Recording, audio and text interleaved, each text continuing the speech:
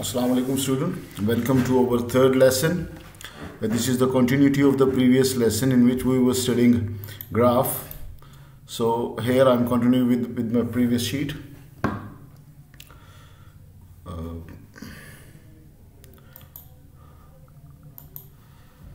Now this is an example in which there we have a velocity time graph here. Let me complete its axis. This is meter per second. This is the time axis, time in second. This is in meter per second, and we have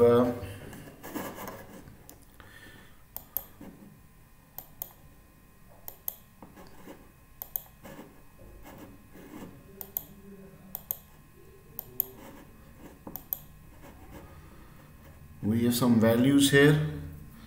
This is 4 means an object is moving with 4 meter per second for time. Let me draw the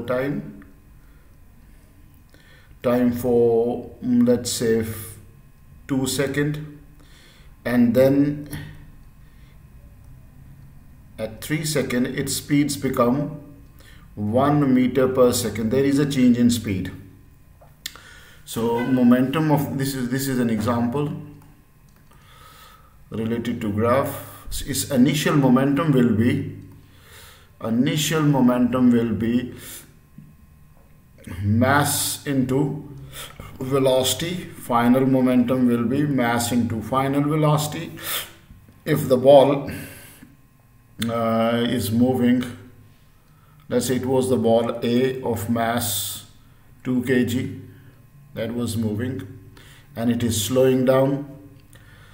So let's calculate its initial momentum. Mass is 2 kg, velocity is 4, so that makes 8 Newton second momentum. Its mass is 2 and its final velocity is decreased and it is 1, so its final momentum will be 2. Now he can ask to find the change in momentum. Change in momentum will be initial momentum minus final, to take a positive value. I did initial momentum minus final momentum. Initial momentum is 8, final momentum is 2. We get change in momentum 5 Newton second. This is over. Now you can be asked for find the impulse. What is an impulse? Impulse is always equal to change in momentum. That is also 6 Newton second, and force is equal to change in momentum, rate of change in momentum. Now the change in momentum was 6 and the time is 3 and 2. That makes 1 second. 1 second में इसका momentum change हुआ है 4 से 2. आप velocity का graph देखकर आप सारी ये कैलकुलेशन कर रहे हैं. यहाँ पहले वेलोसिटी 4 थी, यहाँ पर वेलोसिटी 1 है, और ये जो स्लोपिंग डाउन आ रहा है ये वो टाइम है जिसके बीच में इसकी वेलोसिटी चेंज हो रही है और मोमेंटम चेंज हो रहा है. तो आपके पास फोर्स भी आपके पास आ जाती है 6 न्यूटन.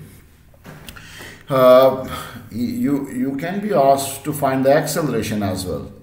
अगर हमारे पास फोर्स मौजूद है तो F is equal to ma करके हम निकाल सकते हैं फोर्स भी, सॉरी एक्सेलरेशन भी. Now the acceleration is force over mass. Now the force is 6, mass is 2, acceleration will be 3 meter per second square.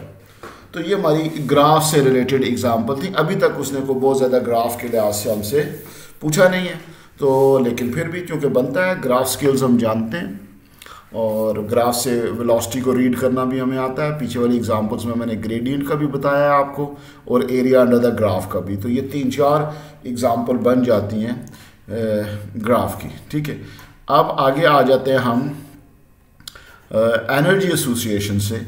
Energy associated types of collision में मैं आ जाता हूँ. यहाँ पे ना types of collision, types of collision, some collisions में ना एनर्जी लॉस हो जाती है, सम में नहीं लॉस होती, ठीक है। तो लेट्स सी, जो पहली इलास्टिक कोलिजन है, इलास्टिक कोलिजन, उसके अंदर मैं इसको कहते, उसके अंदर जो है वो एनर्जी लॉस नहीं होती, काइनेटिक एनर्जी लॉस नहीं होती है। जो सेकंड इन इलास्टिक है उसके अंदर हो जाती है। ये फ़र्क हमने पढ़ना है, लेकिन ये बहुत ही छोटी छोटी डेफिनेशंस के साथ है। In elastic collisions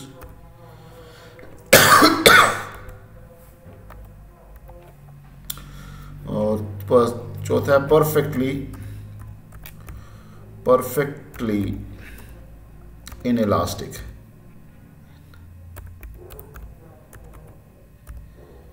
perfectly inelastic, ये तीन कोलिजन्स को भी हमने स्टडी करना है। मैं इनके सामने इनके पॉइंट्स लिख देता हूँ। इलास्टिक कोलिजन क्या करती है और इनइलास्टिक कोलिजन जो है वो क्या करती है। तो पहले मैं इधर से स्टार्ट होता हूँ आपके पास इलास्टिक कोलिजन में, कि इलास्टिक कोलिजन क्या करती है। जो इलास्टिक कोलिजन्स हैं,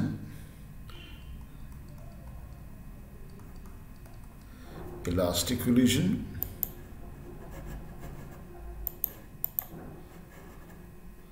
इलास्टिक कोलिजन, इसके अंदर आपका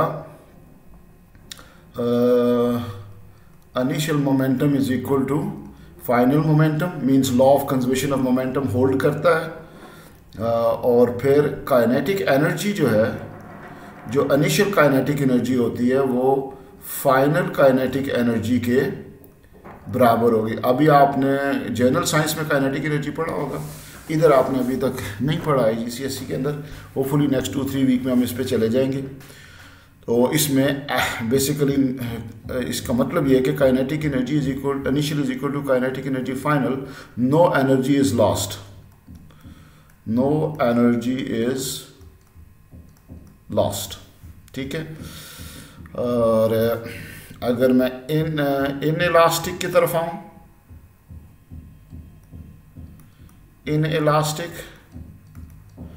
जो आपका सिलेबस है वो इन टाइटल्स को रिक्वायर नहीं कर रहा कि आप हमें इलास्टिक की डेफिनेशन बताएं, हम आप इन इलास्टिक की डेफिनेशन बताएं, ये इसकी रिक्वायरमेंट नहीं है। लेकिन एनर्जी के बारे में वो क्वेश्चंस करता है कि ये मोमेंट, ये जो है इसमें एनर्जी लॉस हुई है नहीं हुई है। तो मैं इस वजह से आपको एक जनरल अवेयरनेस इसके बारे में दे रहा हूँ। इन इलास्टिक में भी इनिशियल मोमेंटम जो है वो फाइनल के बराबर ही होता है, क्योंकि वो तो लॉ ऑफ कंजर्वेशन है। लेकिन जो काइनेटिक एनर्जी इनिशियल होती है वो काइनेटिक एनर्जी फाइनल से ग्रेटर होती है।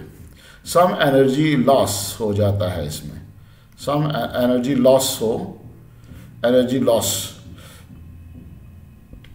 Some energy loss. और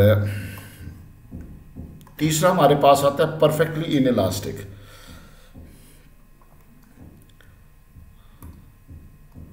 परफेक्टली इनइलास्टिक क्या कहता है? ऑब्जेक्ट, इसकी निशानी ये है कि ऑब्जेक्ट स्टिक टुगेदर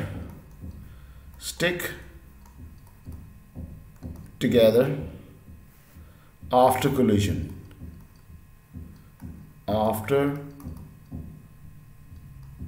कोलिजन, ठीक है। मीन्स के अगर ये आपस में कोलाइड करते हैं, they will join together and have a common velocity. तो ये देखने से ही पता चल जाती है। बाकी ये जो है एनर्जी लूज हुआ या नहीं हुआ, ये कैलकुलेशन करके पता चलता है कि ये इलास्टिक है या नहीं है, ठीक है। लेकिन ये देखने से ही पता चल जाता है कि इन इलास्टिक है।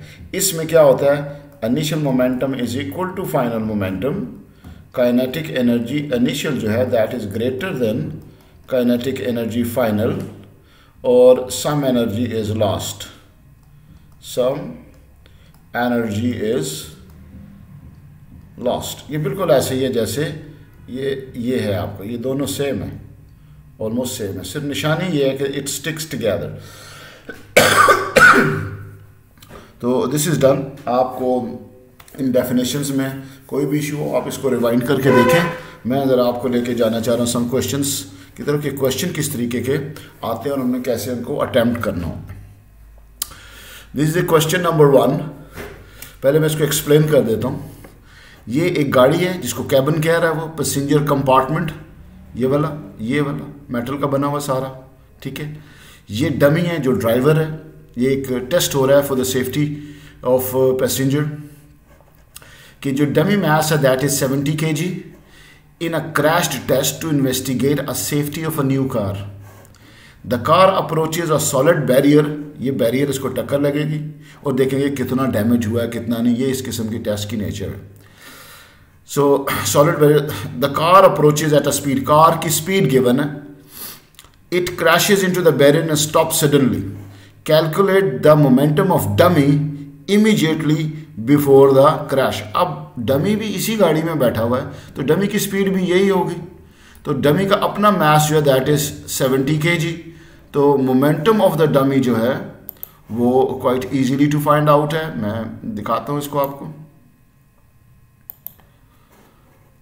इस बेसिकली एम वी मोमेंटम को हम लिखेंगे एम वी मोमेंटम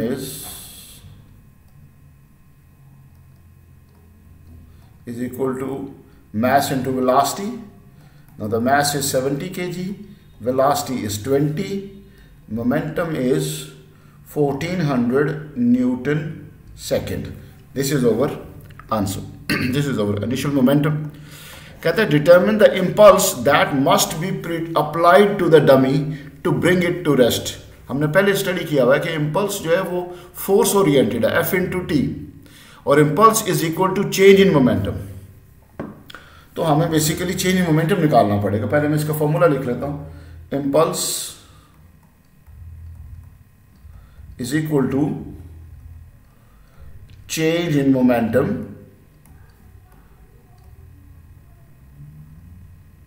और चेंज इन मोमेंटम होता है इनिशियल माइनस फाइनल। अब इनिशियल मोमेंटम है आपके पास 1400, फाइनल में मास है 70 और आप रुक जाते हैं एस V0 हो जाता है फाइनल, ठीक है। तो ड्यू टू स्टॉप तो आपके जितना चेंज मोमेंटम है उतनी ही इम्पल्स है आपके पास 1400 न्यूटन सेकेंड। ये आपकी इम्पल्स ही बन जाती है चेंज इन मोमेंटम की, ठीक है। और ये एक ही नंबर दिया हुआ है, इसका मतलब है कि कोई छोटी सी बात है। फाइन। सेकंड में वो कहता है कि in the crash test the passenger compartment come to rest in 0.20 second. ये फोर्स एप्लीकेशन टाइम है। कहता है calculate the deceleration of passenger compartment. अब क्योंकि दोनों की कंबाइंड वेलोसिटी डमी की और कंपार्टमेंट की 20 मीटर पर सेकेंड थी और बाद में वो 0.20 सेकेंड में रेस्ट पे आ जाती है, तो फिर आपके पास डिसेलरेशन निकलता है A is equal to V minus U over T। अब V थी आपकी 20, इनिशियल स्पीड थी 0, टाइम था आपका 0.20। सो दैट मेक्स आपके पास जो एक्सेलरेशन की वैल्यू है इसको कैलकुलेट कर ले ज़रा। 20 इंटू 100 ओवर 20, तो ये आपके पास 100 मीटर पर सेकेंड स्क्वायर आ सकता है। ये इम्पल्स के फॉर्मूले से भी कैलकुलेट हो सकता है, F is equal to M A से। आप इम्पल्स आपने ऊपर निकाल ली है 1400, आप इम्पल्स होती है F into T is equal to 1400, ठीक है। और इसको आप अगर इस 2 से डिवाइड कर दें तो फोर्स आ जाएगी।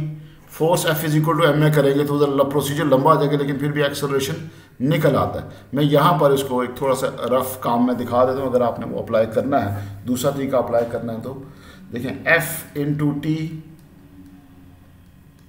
T is equal to change in momentum. तो फोर्स आपके पास आ जाता है इसके बराबर फाइंड आउट हो जाती है। फिर F is equal to ma, mass भी पता है, फोर्स भी पता है, तो एक्सेलरेशन भी निकल सकता है। तो you can go with this formula as well, इससे भी आप अप्लाई कर सकते हैं। इसको मैं लिख देता हूं अल्टरनेट मैथड, ये हम कर लेते हैं। आप सिंपल फॉर्मूले से चले जाएं, जो है a is equal to V minus U है, आपका डिसेलरेशन आ जाएगा। एक्चुअली इसमें नेगेटिव साइन आना चाहिए, वो होता है v minus you over T, तो v आपके पास 0 है, तो मैं यहाँ पे इसको ठीक कर ही देता हूँ, पूरा प्रॉपर डिसेलरेशन को ले आता हूँ यहाँ पे ऐसे ना, 0 माइनस 20 ओवर 0.2, तो ये आपके पास माइनस में आंसर आ जाएगा। ठीक है जी, माइनस 100, या डिसेलरेशन खुद भी नेगेटिव कोई शो करता है तो आप माइनस ना भी लिखें तो दैट इज डन, ये आपके पास एक्सेलरेशन आ जाता है। कहता है, अच्छा ये बात कर रहा है पैसेंजर कंपार्टमेंट की, कहता है the seat belt and the air bag bring the dummy to rest so that it does not hit the windscreen। अब डमी के आगे सीट बेल्ट भी है और एयर बैग भी खुल जाता है, और ताकि डमी को ना लगे, उसको इंजरी ना हो, तो dummy has an average deceleration of 80। जो कंपार्टमेंट है उसका डिसेलरेशन 100 है, डमी का 80 है। Calculate the average resultant force applied to the dummy of mass 70 kg। अब आप देखें, हमारे पास फोर्स होती है F is equal to ma। Now the mass is 70, acceleration of the dummy is 80। तो आपके पास आंसर बनेगा 5600 newton. F is equal to ma से, मास के साथ आपने इसको ये किया। ठीक है जी, कहता है the deceleration of the dummy is less than the deceleration of the passenger compartment. Passenger compartment का 100 था, डमी का 80 था। Why this is of benefit for the safety of the passenger, कि ये जो कम डिसेलरेशन है ये पैसेंजर की सेफ्टी के लिए बेनिफिट है। क्यों ऐसा क्यों है, ऐसा क्यों है? सेफ्टी प्रिकॉशंस आपको मिली हैं एयर बैग से और सीट बेल्ट से, जिसकी वजह से उसका डिसेलरेशन डिक्रीज हुआ है। It takes more time to come to rest.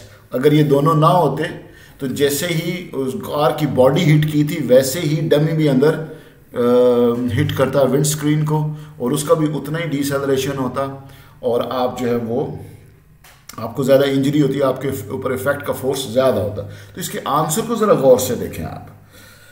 As force is directly proportional to acceleration, if there is a more acceleration, if there is a more acceleration for compartment, passenger compartment,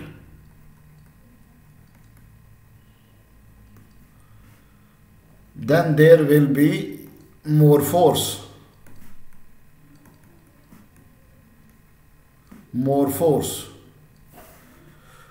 which can increase the damage.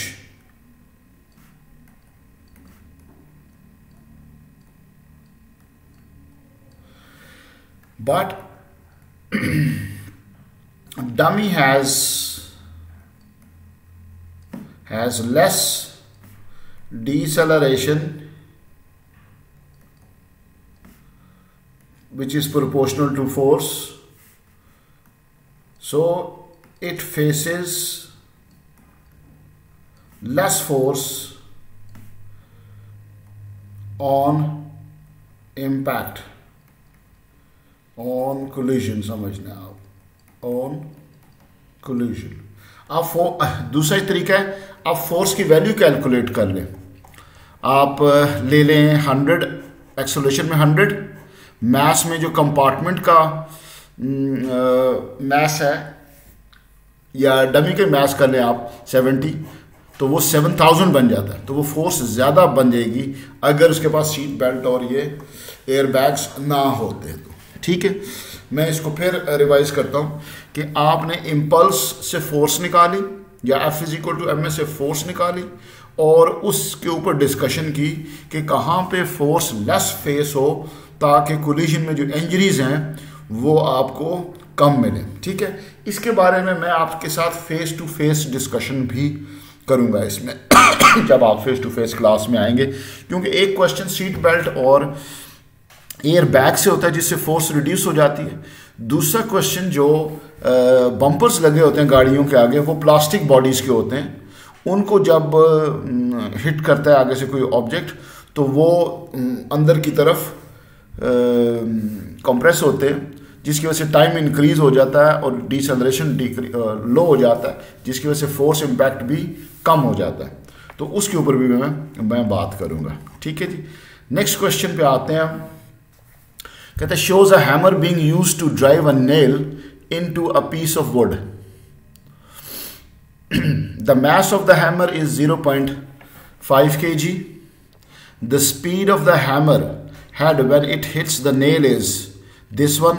तो इन दोनों से hammer का momentum निकल सकता है, मास और speed given है। तो कहता है the time for which the hammer head is in contact with the nail, ये टाइम भी गिवन है तो इम्पल्स में निकल सकती है। इम्पल्स चेंज इन मोमेंटम होता है। कहता है the hammer head stops after hitting the nail. Calculate the change in momentum of the hammer. Change in momentum होता है जी हमारे पास, चेंज इन मोमेंटम होता है फाइनल माइनस इनिशियल या इनिशियल माइनस फाइनल। तो हमारे पास इनिशियल मोमेंटम, फाइनल मोमेंटम तो जीरो है। As it stops, hammer stop हो जाता है, उसकी स्पीड जीरो हो जाएगी। स्टॉप्स का मतलब है v = 0। ये आपके पास m है, ये आपके पास u है, तो आपके पास mu बन जाता है 0.15 × 8.0। That makes some answer. मैं कैलकुलेटर अरेंज करता हूँ ज़रा।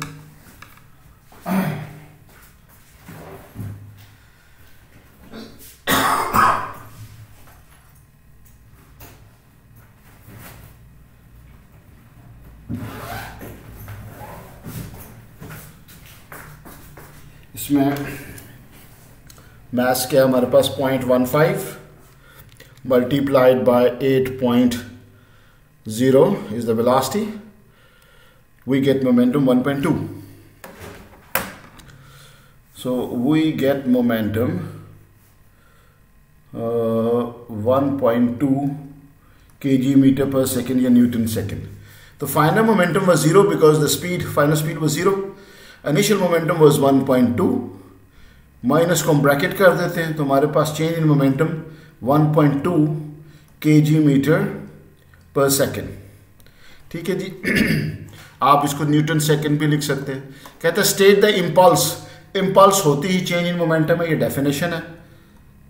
Impulse is equal to change in momentum, so that will also equal to 1.2 Newton/second या kg/s. Calculate the average force between the hammer and the nail. So impulse is basically force into time is equal to change in momentum. Now the force is equal to change in momentum 1.2 over time. Time कितना है हमारे पास 0.0015 0.0015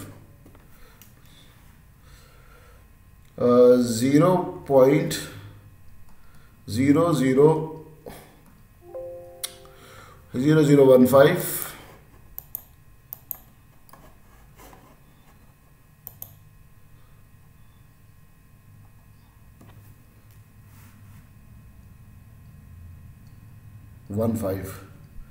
That will be calculate कर लेते हैं इसको कि हमारे पास force कितनी आती है। 1.2 divide by 0.0015, that makes 800 Newton impact. देखें जी 800 न्यूटन फोर्स आ गई है इसके हैमर और नेल के बीच में। And the question is done. ये तो बहुत ही स्ट्रेट फॉरवर्ड सा सवाल था। चेंज इन मोमेंटम निकाले, मोमेंटम को इम्पल्स के बराबर रखे। इम्पल्स होती है force into time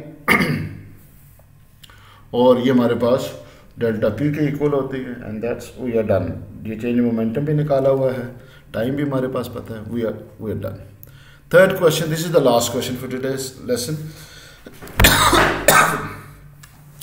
The engine of an unpowered toy train is rolling at a constant speed on a level track.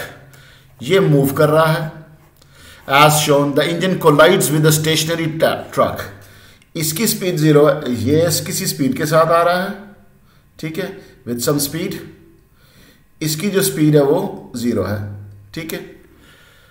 Before collision, the toy engine is traveling at इतनी speed, ये toy engine जो है that is travelling with 0.32 metre per second. The mass भी given है जी इसका 0.5 kg। कहता momentum before collision, इसका जो मूविंग इंजन है इसका, तो मोमेंटम हमारे पास होता है मास टाइम्स वेलोसिटी।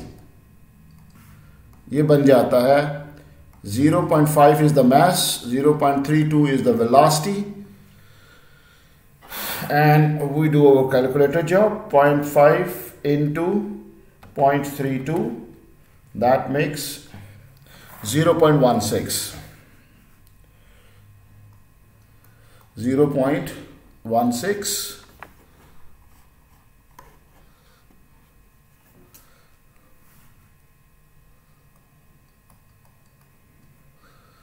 ये आपके पास मोमेंटम आ जाता है न्यूटन सेकेंड या केजी पर मीटर स्क्वायर। कहता है कि जी the mass of the truck, ये इंजन या वो जो स्टेशनरी ट्रक है उसकी बात हो रही है, is 0.30 kg। Using the principle of conservation of momentum, calculate the speed of the joint engine and the truck immediately after collision. इसका मतलब है when they collide they stick together, वो ज्वाइंट हो जाते हैं। तो आपके पास law of conservation of momentum, देखो ये 3 मार्क है इसके। पहला मार्क तो यही हो जाएगा कि जी आप इसको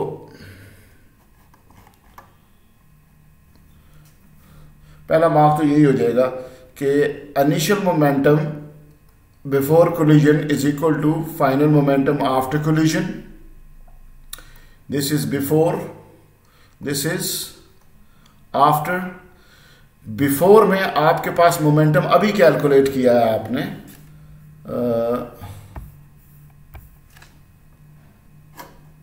0.16, ये 0.16 और दूसरा जो ट्रक है वो 0 है, वो खड़ा है। After collision both join together, they join together. अब ज्वाइन टुगेदर में m1 plus m2 into v, ये आपने निकालना। तो भाई ये 0.16 इज इक्वल टू, एक मैस है आपके पास 0.5 प्लस दूसरा मैस है 0.3, तो ये बन जाता है 0.8। 0.16 और 0.8 ये स्पीड आपके पास आ जाएगी। इसको कैलकुलेट कर लें, 0.16 डिवाइड बाई 0.8, दैट मेक्स 0.2। तो स्पीड आपके पास 0.2 आ जाती, ठीक है। So we are done with that question. इन ये जो सेकेंड एंड थर्ड क्वेश्चन थे ये दोनों आसान थे। जो फर्स्ट क्वेश्चन था जिसके अंदर वो पैसेंजर और डमी वगैरह की बात की हुई थी, ये प्लीज़ इसको मेरी वीडियो को रिवाइंड करके देखें और मेरे साथ फेस टू फेस में ये इसको डिस्कस करें आप, ठीक है। ये डमी, और कभी वो डमी की बात करता है, कभी वो, ये भी स्टिक टुगेदर का केस ही है, लेकिन ये बिफोर कोलिजन ये इकट्ठा आ रहा है। तो आप इसको ज़रा थोड़ा सा माइंड में रखेंगे कि वो किस चीज़ की इंफॉर्मेशन पहले पूछ रहा है डमी की पूछ रहा है या पैसेंजर कंपार्टमेंट की पूछ रहा है, ठीक है। उसने बेसिकली आपको सीट बेल्ट और एयर बैग लगा के आपका जो फोर्स इम्पैक्ट गाड़ी पे आ रहा है वो रिड्यूस कर दिया कि जो अंदर हैं उनके ऊपर ये इम्पैक्ट ना आए, ठीक है। Thank you very much. इंशाल्लाह फिर नेक्स्ट वीडियो के लिए वेट करें और उससे पहले मेरे साथ फेस टू फेस क्लास में अपनी क्यूरीज को डिस्कस करें। Thank you very much.